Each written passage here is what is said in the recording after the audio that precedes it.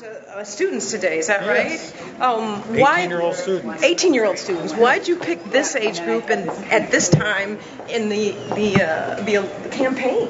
Well, because they're voters too. I mean, I'm delivering a message of what we're doing to their generation, about the debt, Social Security, all the problems that we're going to be giving to them down the line, and asking them to get politically active if they care about their future. So it's a little self-interest here. Wouldn't your time be better spent in a big rally somewhere as opposed to speaking to a bunch of school kids? No, I've done this all the time. I mean, they asked me to come. I said I'd come.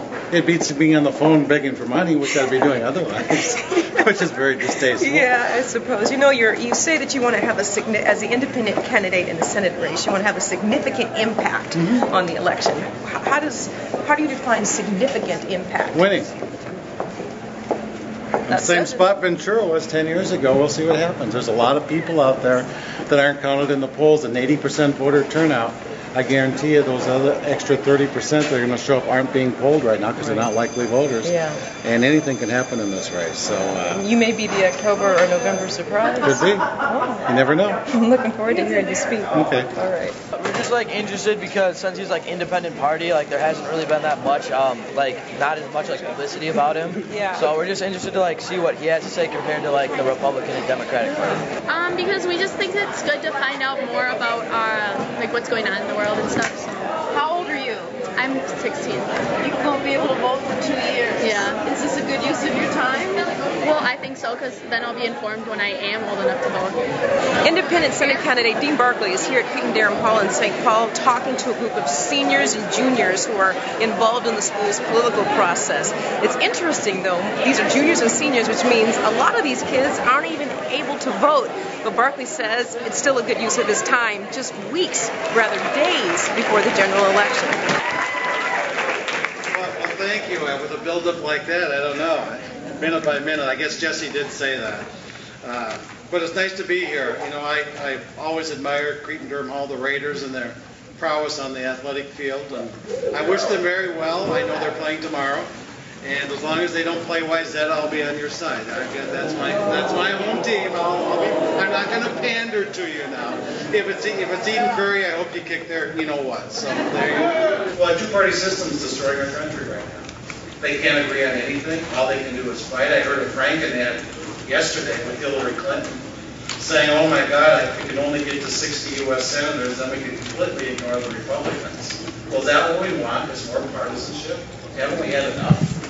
Wouldn't it be nice if we started sending people to Washington that consider themselves to be Americans first and then we were political parties second and started solving these problems? Or am I just kidding myself?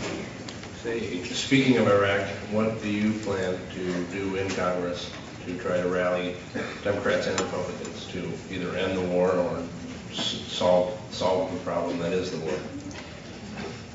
Well, yeah, we never should have gotten into the war, but we can holler about that. We got into it. We're there. We broke Iraq. We had to fix it. Now the question is 5.5 years, $600 billion, and 4,332 American lives enough? I had to endorse John McCain or Barack Obama for the presidential race. Who would you endorse?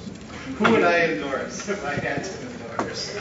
Well, I would do myself no good if I answered that question. I'll tell you that right now. Because whatever I did, I would offend about 40% of the electorate. The free trade agreements we've had, it hurts everyone, in the Western Hemisphere.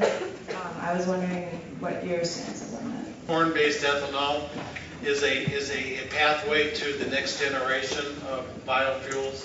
I love the algae. Algae can be just as effective as corn, and I'd love them to come and clean up my lake at Medicine Lake at the same time as producing oil.